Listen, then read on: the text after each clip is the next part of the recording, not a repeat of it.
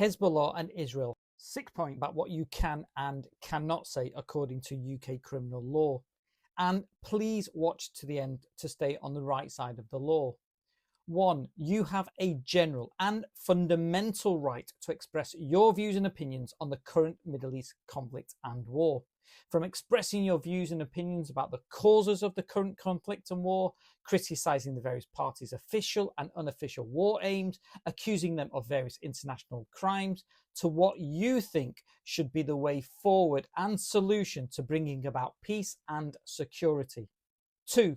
But that right to express your views and opinions is not absolute when it comes to this conflict and war in the Middle East. This is because your views and opinions are limited by UK criminal law and to some extent by international law too, in what you can and cannot say, whether that is showing solidarity and support or concern and sympathy with the particular parties to this conflict and war. So let me outline to you where the main limits lie about what you can and cannot say according to UK criminal law. 3. Turning to Israel. According to UK criminal law, you can generally express solidarity and support for Israel, show concern and sympathy for those who have been killed and injured. Israel is a recognized state according to international law. In addition, successive UK governments, like other global north countries, have demonstrated and continue to demonstrate a strong and enduring support for Israel. After all, it was the then UK government which set in motion the creation of Israel over 100 years ago, and the current UK government follows successive line of government in providing military support to the state of Israel today.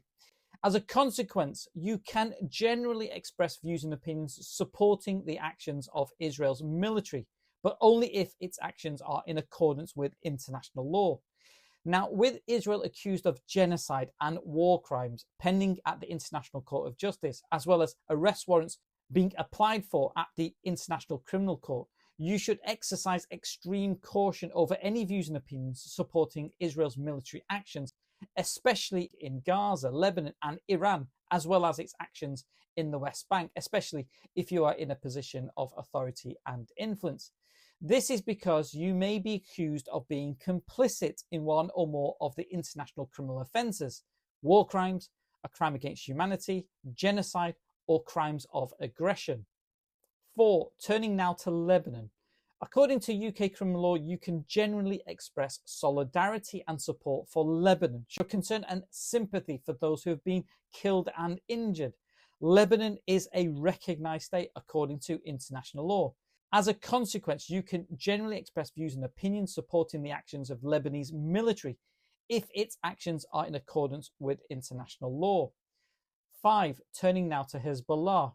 You cannot generally express solidarity and support for Hezbollah, and you must show extreme caution for showing concern and sympathy for those members who have been killed and injured, so you are not misunderstood as being a supporter of Hezbollah. This is because in the UK, unlike in other countries, Hezbollah is a designated, prescribed, banned terrorist organisation, and therefore it is a serious criminal offence to invite support for the prescribed group, or express an opinion or belief that is supportive of the prescribed group, or wear clothing or carry or display articles in public in such a way or in such circumstances as to arouse suspicion that an individual is a member or supporter of the prescribed group.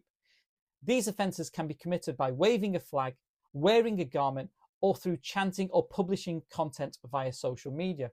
The maximum sentence for expressing support for a prescribed group in the UK is 14 years in prison. In addition, you cannot glorify the military actions of a prescribed group, such as the use of rocket attacks, whether carried out in an offensive or defensive manner. Glorifying acts of a prescribed group is an offence and would attract a maximum sentence of 15 years in prison. 6. One final point. International law does give an inherent right of people to defend themselves from armed conflict. That right to self-defense is not to extend supremacy over another's territory, nor is it to eradicate a people from that territory, and nor is it to politically interfere in another's territory.